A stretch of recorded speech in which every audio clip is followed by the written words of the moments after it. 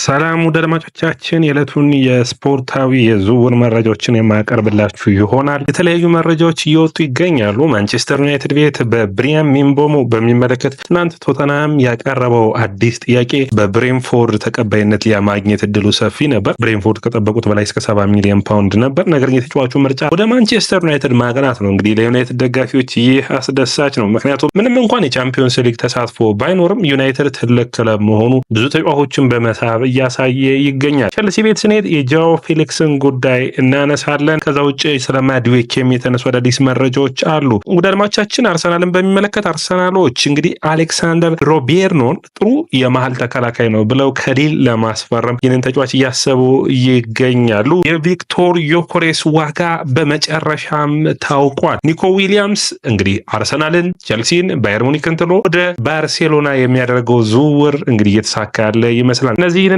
ሌሎችን የዝውውር መረጃዎችን ይዘን ተመልሰን መጠናል። ውድ አድማጮቻችን ይህ ያያ ስፖርት ነው። ላይክ፣ ሼር፣ ኮሜንት፣ ሰብስክራይብ ማድረጋችሁን አትርሱ። ለሊቨርፑል ደጋፊ በጣም አሳዛኝ ዜና መጥቷል። ውድ አድማጮቻችን ማይክል ኤድዋርድስ ወደ አልሃሊ ሊያቀና ነው። የሊቨርፑል ከዚህ ቀደም የርገን ክሎፕን ወደ ሊቨርፑል ሲመጡ ምልመላው ዘርፍ ላይ በሚገባ ስፖርቲንግ ዳይሬክተር ሆኖ ያመጣቸው በሞሐመድ ሳላህ በነሴዶ ማኔ ዝውውሮች ላይ ከፍተኛ የሆነ ተጽዕኖ የነበረው ማይክል ኤድዋርድስ በየርገን ክሎፕ ጊዜ መልቀቁ የሚታወስ ነበር። ተመልሰው የርገን ክሎፕ ከለቀቁ በኋላ የአርነ ስሎትን፣ ሪቻርድ ሂውስን በማምጣቱ በኩል ከፍተኛ ሚናን የተወጣው ማይክል ኤድዋርድስ አሁን ሊቨርፑልን ተሰናብቶ ወደ ሃላሪ የሚያቀና ይሆናል። ኤፍኤስጂንም የሚሰናበት ይሆናል። ይህ ትንሽ ለሊቨርፑል ደጋፊዎች አስቸጋሪ የሚባል ዜና ነው። እንግዲህ በሳምንታት ውስጥ የትናንት የፍሎሪያን ዊርዝ ጉዳይ፣ ዛሬም ፋብሪዚዮ ሮማኖ፣ ትናንት ዴቪድ ኦርንስቴን ሁለቱም እንዳረጋገጡት ፋብሪዚዮ ሮማኖ ዛሬ ሙሉ በሙሉ ፊርማዎቹ ተጠናቋል። የጤና ምርመራ ብቻ ነው የሚቀረው።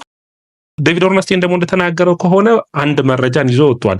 100 ሚሊዮን ፓውንድ ሲደመር 16 ሚሊዮን ፓውንድ ያ ማለት ሳምንታዊ ደሞዙ 380 ሺህ ሆኖ በአመት 20 ሚሊዮን ዩሮ በላይ የሚያገኝ ይሆናል። ከሳላህ በመቀጠል የሊቨርፑል ከፍተኛው ተከፋይ የሚሆን ይሆናል። ይህ ለሊቨርፑል እንግዲህ ደሞዙን ከፍ ያደረገባቸው በባየር ሊቨርኩሰን የሚከፈለው ገንዘብ ነው። ሊቨርፑል ቤት ሳንወጣ ሁለት መረጃዎችን ልጨምርላችሁ። ዳርዊን ኑኔዝ የዛሬ 3 ዓመት በዚህ ወቅት ነበር የፈረመው። በሊቨርፑል 143 ጨዋታዎችን አድርጎ 40 ጎሎችና 32 አሲስቶችን ያደረገው ዳርዊን ኑኔዝ አሁን በብዙ ክለቦች ይፈልጋል፣ በናፖሊ እንዲሁም በሌሎች። ይህ ተጫዋች ግን 3 ዓመት ሊቨርፑል ቤት ቆይቷል ማለት እንችላለን። ሌላኛው 3 ዓመቱ ሆኖታል ማለት ነው። 2 ሲዝኖችን በጥሩ ፐርፎርማንስ አሳይቷል። ይህ ዓመት እንኳን የተቸገረበት የውድድር ዓመት እንደሆነ መረሳት የለበትም። ሌላኛው እንግዲህ የኳንሳ ጉዳይ ነው። ኳንሳን ኒውካስትል እየፈለገው ይገኛል። እንግዲህ ጀራርድ ኳንሳ በተለይ የሁለቱን የምርጥ የመሃል ተከላካዮች የኮናቴንና የቨርጅል ቫንዳይክን ሁለቱን ጥምረት መስበር አልቻለም። ሊቨርፑሎች ይህንን ተጫዋች መልቀቅ አይፈልጉም። ነገር ግን ድርድሮቹ እንደቀጠሉ ነው። ምክንያቱም ሊቨርፑሎች ጆ ጎሜዝን በዚህ የዝውውር መስኮት የመልቀቅ ዕድል ሊኖራቸው ይችላል። ወደ 8 የእንግሊዝ ፕሪሚየር ሊግ የ28 ዓመቱን ተጫዋች ለማስፈረም ይፈልጋሉ። እነዚህ ሁሉ ክለቦች ምን ያክል ጎሜዝ ተፈላጊ እንደሆነ የሚታይ ነው። አስቶን ቪላ ይፈልገዋል፣ ኒውካስትል፣ እያንዳንዱን ቡድኖች መጥራት ትችላላችሁ። እንግዲህ 8 ካልኳችሁ። ወደ አድማቻችን ወደ ሌሎች መረጃዎቻችን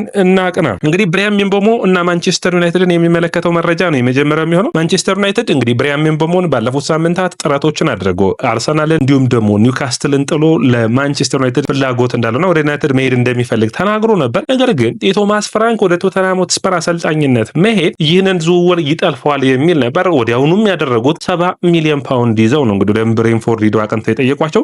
ነገር ግን ብሬንፎርዶች ይህንን ዝውውር የመቀበልና በደስተኛም የመሆን እድል ነበራቸው። ነገር ግን ተጫዋቹ ወደ ቶተንሃም የማቅናት ፍላጎት የለውም። ማንቸስተር ዩናይትድ ያለ ቻምፒዮንስ ሊግ ተሳትፎ አሁንም ብዙ ተጫዋቾችን እየሰበሰበ ይገኛል። ሌላኛው የሚሆነው የማቲያስ ኩኛን የሚመለከት ነው። ማቲያስ ኩኛ ለምን ያለ ቻምፒዮንስ ሊግ ተሳትፎ መጣ ተብሎ ሲጠየቅ ወደ ዩናይትድ በቀላሉ ነው የመለሰው። ምክንያቱም አለ ማንቸስተር ዩናይትድ ትልቅ ክለብ ነው በማለት እንግዲህ አስተያየቱን ሰጥቷል። ይህ ትንሽ እንግዲህ ለማንቸስተር ዩናይትድ ደጋፊዎች የሚያስደስት ነው ብዬ አስባለሁ። የቪክቶር ዮኬሬስን በሚመለከት አርሰናልና ማንቸስተር ዩናይትድ በዚህ ተጫዋች ጉዳይ ላይ እንግዲህ ፍላጎት እንዳላቸው ጥያቄዎችን ለማቅረብ እንዳሰቡ ይታወቃል። ከ60 እስከ 70 ሚሊዮን ዩሮ እንደሆነ ዋጋው አሁን በመጨረሻ ታውቋል።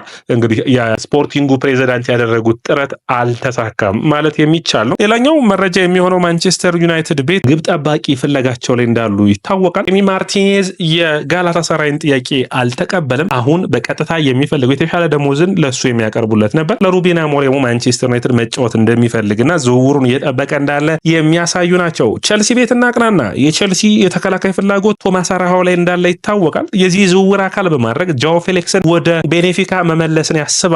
ነገር ግን አንደኛ አስቸጋሪ ያደረገው የዚህ ዝውውር ጉዳይ ጉዳይ ቤኔፊካዎች ይህንን ተጫዋች መልሰው መውሰድ ይፈልጋሉ። እንግዲህ የቤኔፊካው ፕሬዚዳንት አስተያየቱን ሰጥቷል። ምንድን ያለው ካላችሁ አንደኛ የደሞዙ ጉዳይ አሳሳቢ ነው። ለዝውውር የሚከፈለው ዋጋ አለ። እንግዲህ ለመጫወት የሚፈልግ ከሆነ በቤኔፊካ ተፈልጓልና ጃኦ ፌሊክስ ሌሎች ቡድኖች ሂዶ የመጫወቻ እድል እንዲያገኝ ይጠበቃል። ቸልሲዎች የዚህ ተጫዋች የዝውውር አካል አድርገው ይህንን ተጫዋች መልቀቅ ይፈልጋሉ።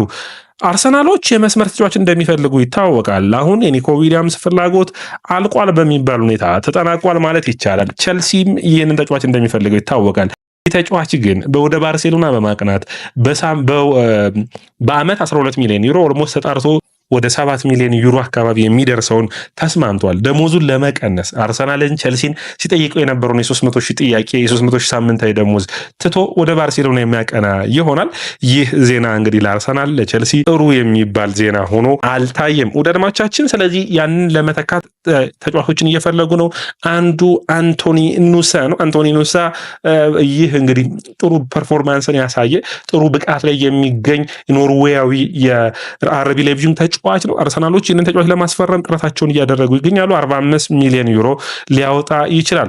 ቸልሲዎች ማድዌክ ጉዳይ ላይ እንግዲህ ሁንም ቢሆን ይህንን ተጫዋች ለሽያጭ አቅርበው የተሻለ ገንዘብን በቀጥታ ማግኘት አይፈልጉም። ተረጋግተው ይህንን ተጫዋች የተለያዩ ተጫዋቾችን ካመጡ በኋላ እንጂ ተጫዋቹ ቡድኑን እንዲለቅ ፑሽ ወይም ደግሞ ግፊትን አያደርጉበትም። ስለዚህ በቸልሲ ቤት የመቆየት እድል ይኖረዋል። ዱዋንስ ቤሪያል በመጨረሻ በዌስትሃም እንደሚፈለግ በግራሃም ፖተር ስር እንግዲህ ይህንን ተጫዋች እንደሚፈልጉትና ዌስትሃም አዲስ ጥያቄ ለማቅረብ ፍላጎት እንዳለው መረጃዎች ያሳያሉ።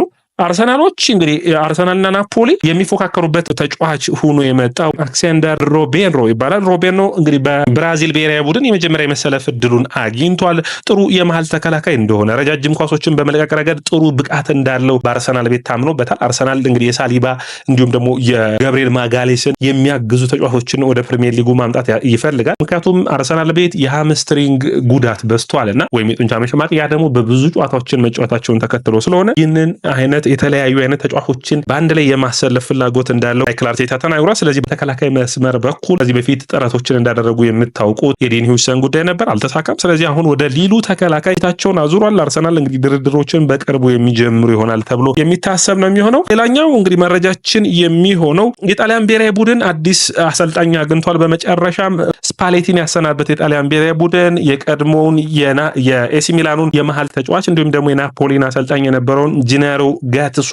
ጋቱሶ እንግዲህ በጣሊያን ብሔራዊ ቡድን በአዙሪዎቹ ስር የምናየው ይሆናል። አሌሃንደር ጋርናቾ በመጨረሻ ፈላጊ ቡድን ያገኘ ይመስላል። የቀድሞ ክለቡ አትሌቲኮ ማድሪድ ጋርናቾን ለመውሰድ ጥያቄዎችን ለማቅረብ እያሰበ እንዳለ ብዙ መረጃዎች እያሳዩ ይገኛሉ። ውድ አድማጮቻችን ይህ የስፖርት ነው። ላይክ፣ ሼር፣ ኮሜንት ሰብስክራይብ ማድረጋችሁን አትርሱ። የእናንተ ላይክ፣ ሼር፣ ኮሜንት ሰብስክራይብ ብዙዎቹ ጋር እንድንደርስ ያግዘናል።